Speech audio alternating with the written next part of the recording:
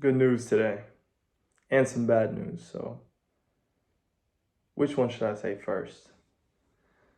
So, this morning, I actually woke up really late. And I had a big meeting today too. Oh man, that was so annoying.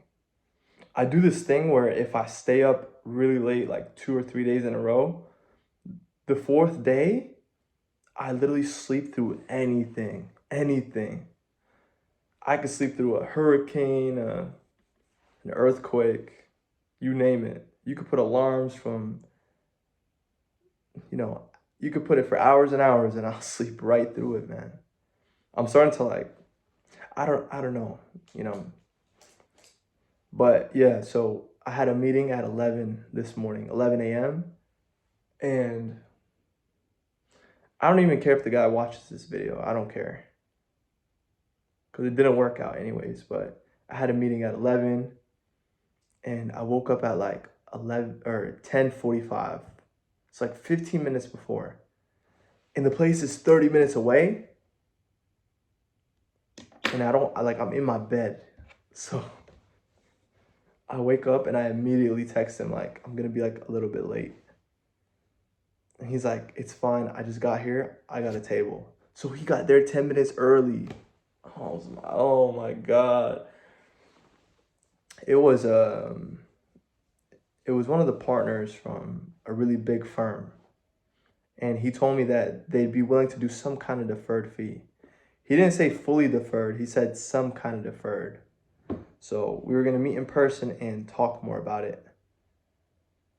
And yeah, so today started off completely unorganized and not to plan. Like I didn't do my affirmations. I didn't do my bed. I didn't work out this morning. So the whole entire day was just like off on the wrong foot. But I got there, and even as a result of me not having everything well organized, I spent more money. Like I had to spend an extra $20 so I park somewhere more convenient. It was $20 for parking during the day, not even on like a weekend or something, which is ridiculous. But yeah, I got there, and I was like gonna say sorry, like about the whole thing, chaos. But I was like, thank you so much for your patience. You know, like, and I kind of came in a bit of like an asshole, and it's not even what I said. I think it was more of my demeanor, because I thought he had a table, and I was going in there thinking like he ordered food and he's already like set. So I wanted to come in there, and I thought he'd have like a table like further away from the front desk. And I wanted to tell the front desk, like before I went to sit with him, I wanted to tell them like, hey, that gentleman over there, he's my guest. Anything that he orders is on me if you put it under my tab, because they know me over there and they have my tab, they have my info, so I don't need to like give my card. So I wanted to just sit down with the guy and we have a good meal and we just get up and walk. Like I don't want to have to like, you know, it makes it more smooth, it makes you look more credible. But as soon as I got there, he was sitting on the table right in front of the desk. So I was like, nice to meet you. Thank you so much for your patience. I turn and I look at the lady at the front. And I was like, this is my guest. And she looked at me like such an asshole. I don't even know why. Like, what did I really even say? But it's not even really what you say sometimes. It's how you say it. But she didn't know I was late and the whole thing going on. So we're sitting down and we're talking. And the whole entire time, this guy's looking at me. And he wasn't well dressed at all, by the way. It'd be so funny if this guy watches this video. This is why like these videos are like questionable if I should even make them. But these aren't anything like confidential, so I could share this. So he was like adamant about me not being like the founder. He was like, so how'd you get into this? Like he saw like I look young. And then I told him like I'm the founder, I'm the owner. Like he kept on asking me questions like as if I wasn't the founder. Like how he was trying to figure out how it started and then how I joined it. Not realizing that I started it as in the company. He was asking me like how you met these people. Like he was like looking at me with such a critical eye, which I don't blame him, you know. He really wanted to see if I'm like a phony, like if I was a scam. And I find that to be such a common theme with accountants. Accountants, they're so like skeptical. I think that might be the best word. Like they're very, very, very skeptical people. Also like extremely like robotic, very to the book kind of people as well. But yeah, we got talking. I kind of told him my story, and he was trying to figure out a timeline. But it was such a, I think it was such a shock to him that I was so young. I don't think he expected that, so that was something that probably threw him a bit off. Um, and yeah, I started asking about himself, and he told me something very interesting. We were talking about different businesses that he comes across because he does a lot of business transactions, as in M&A, as in buying, selling businesses. And he was talking about this e-com brand. It was a brand that sells like fish equipment. Because I was telling him like, what are some interesting business models you've seen? And he was telling me about it because I think he likes to fish and all that. Maybe that's why he liked it more. No, I asked him like, what are some businesses that you thought about starting? And he was like, man, I think about starting one every day. And he talks about like the ones that comes across his desk, etc. But all in all, guys, he didn't give me a deferred fee. He didn't. Even though he said it on the phone, this is a big firm. He was talking about like a minimum of 30K per transaction. So every business that you buy, they have to charge you a minimum of $30,000 for their work. So like he didn't even tell me like an hourly or anything. I think maybe that was like the famous of it, because all the other people were talking about like hourly rates. He was talking about like a flat fee. He was talking about it differently than the other ones. And then interesting thing happened. So after that meeting, I was on the elevator and I met this guy who was going to the same area as me. He was like an older gentleman. It was super interesting, right? We were talking about being members, and he was like, I've been a member for very long. And I was like, I'm still new. And he was like, what do you do? I was like, I'm the head of a healthcare investment group. He was like, oh, no way. Like I do like investment banking. I think that's what he said. But then when we got up, he was telling me like they roll up sprinkler companies, I think. Something like that. And he's such a big boss at this members club that he literally has an assigned room with his name. The room literally has his name. And like he goes there to like take meetings and calls and stuff like that. And that's basically what I do. It's awesome. I absolutely love it.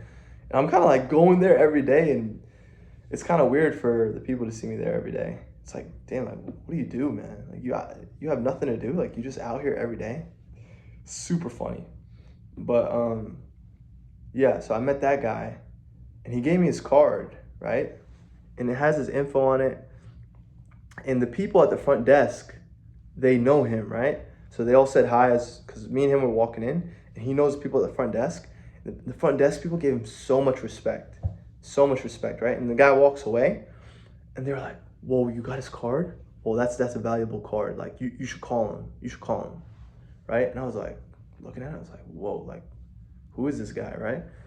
And as I was leaving, too, they were like, make sure you call him. Make sure you call him. You got to call him. And I haven't found the time yet, but I have his card, and I want to look up his company before, like, I send him an email of our info. And after that interaction, it made me realize, like, I need to have a website. I really should have a website, and it would be very beneficial if I have a business card. And these are all things that are antithesis to how you should start a business. Like the most basic person that starts a business, you know, I need to get my logo, I need to have a website, I need to have an accountant and an LLC, etc. These are all things I'm doing, but there's a difference between a regular business and then buying a business. When you buy a business, you need to have all these certain things. Like, I don't really have time tonight, but probably tomorrow I'm gonna buy a domain, and I'm probably gonna buy like a theme and do like a simple website, something, and then after that I'm gonna create a business cards that I walk around with. It makes me look way more professional. And also another thing, every time I'm on the phone with these people I talk to, they always look up the name of my company. They want to see my website. And whenever I don't have a website, I look like a scam. It makes it harder to sell. But if you're a salesman, it doesn't matter, right? But you're leveraging and you're saving time when you make a website. So like, why not do that? And not only for the whole process of it, but also people you meet, they need to see your website, because if it's not on the internet, it doesn't exist really. So that was another thing. I probably also need to do some kind of corporation, whether it's an S corp, some kind of LLC. I need to talk to the accounts on my board, but whenever I'm gonna do like NDAs and LOIs with the business owners, which I'm not at that stage yet, but whenever I get there, I'm gonna have to sign an agreement between like the entity, like the business that I'm trying to buy, and then me. But I shouldn't put my name, because if I put my name and the business owner sees my name, they're gonna be like, why are you putting your name? Like, it's a bit odd. Like, I should be able to put like my LLC name, so it's entity with entity, you know. So I probably need to have some kind of corporation, some kind of LLC. But yeah, here's the good news, which took me 12 minutes to get into the good news. But guys, I got a law firm to work on a deferred fee basis. Literally first day, guys, first day. It was crazy. The law firms are so much easier. I cannot emphasize how easier they are. Legit, you go on their website, they have phone numbers of all the partners, direct phone numbers, direct work phone numbers or whatever. And I probably made like only 20 calls, and I talked to maybe 2 or 3 people, and 2 out of the 3 said yes. Isn't that crazy? And one of them, he literally mentioned a deferred fee before I brought it up. Like, I didn't even bring it up, and he said that. Like, I was asking him about his rates, and he was telling me like my rates are like $15.50 an hour, $1,550 for 1 hour of his work. And he was like, yeah, but don't let that deter you. You know, we always structure it in a different way. We could do it in I don't know if you ever heard of it, called a deferred fee basis. I was like, yeah, you know, we're doing that with this accounting firm over here. And that's kind of what we're expecting in the range that we're playing in, et cetera, et cetera. And I found it so crazy, guys. So like, now I'm just at the step where I have to talk to bankers. I'm at that step, guys. I'm at that step. Isn't that insane? If you don't know the series and you're still watching till now and you're confused, guys, like, what we're doing is we're buying businesses using loans and a bit of seller equity, seller finance to buy the businesses. And we're going to buy a portfolio of businesses and either go for an IPO or sell to a strategic investor. And what people don't know is that when you have a business that's very small, as in like under 10 million, under 30 million, the multiple on the business, like the valuation of it, is you take the profit and you multiply the profit times 3. That's how much your business can be bought for. But when you have a business that crosses the 30 million mark, that is larger, the multiples go way higher.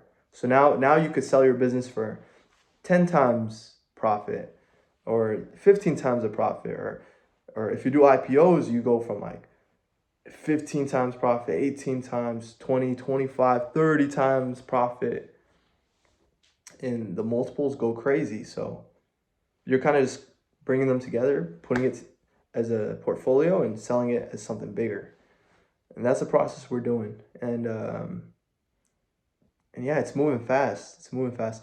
Now, although I'm saying that we have this, and that done, the accounting firm, we don't have fully an engagement letter, which is like a contract. We don't have that done with them yet, so we have to wait till next week to get that finished. And also the accounting or the law firms, we don't have an engagement letter set in place, but um, I'm sure that process is gonna, happen really fast.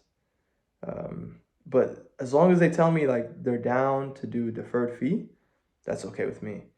Um, Also, another thing, I had a call from an accounting firm. Um, they told me something extremely interesting. They're like, "Yeah, we got your email, and we're just trying to make sure like this is legit." Blah blah blah.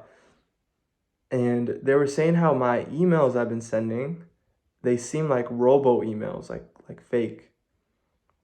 And the reason why is because these accountants, they're very very meticulous on like the details, and they look at all like the formatting details and everything. So they were telling me like, so the email I sent has like a part that's like a list of questions that I want to know about them, and then the top part is kind of like a summary of like what we're trying to do and who we are.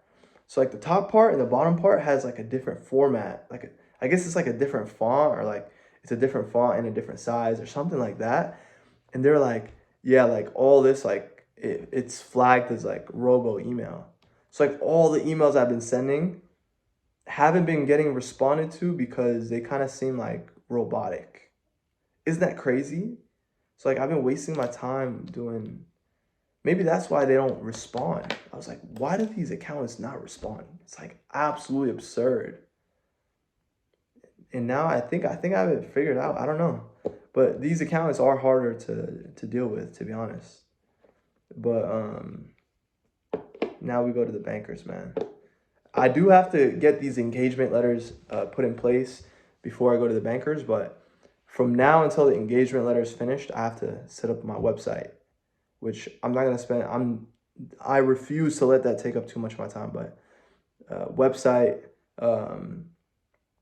Also, I'm gonna build lists for banks to interview. I need a term sheet from a bank, which is like it's like a list. It's like a grocery list, which it tells you like, hey, look, we're gonna give you X amount of money for X amount of time with X amount of interest if you have an X kind of deal that fits X criteria that has been existing for X amount of time. Like it's gonna have like details of what they are willing to give you money on.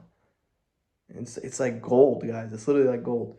But yeah, another thing is I need to replace my chairman. So I don't know. It makes me wonder if I even need a chairman.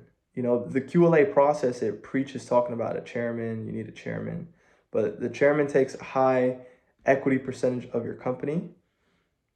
Which, if you're confused, I have a board of directors put together, which is like a team working with me, and they're working with me because I gave them an equity piece of my company. And the person that gets the most equity is the chairman. So my chairman, I need to replace him.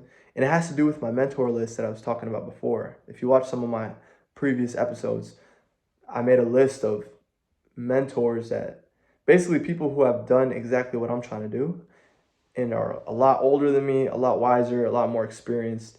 And I made a list of them. So in between the time of creating the engagement letter, I have to create the website and I have to find a new chairman, or at least contact the mentor list, which is interesting because if these people answer and they want to go out for lunch, I'm flying to wherever they are, guys. If they're in New York, they want to meet for like a quick lunch, I'm going there. You might see an episode of me like in a New York street or a hotel or something. Who knows? But that's interesting. And yeah, I wonder how big I could go with these mentors, because if they're like huge, like if they're like people that do like insane things, and I'm over here doing all these like small deals, they're gonna look at me like, bro, like who is this kid? Like, waste of my time. You know what I mean? Um, but yeah, that's the plan. That's what's going on so far. I didn't work out today. That's another thing. And I need to eat and I need to sleep. It's 12:30 right now. I've been seeing the comments and all the people that give me good comments, man. I appreciate it. I really appreciate it.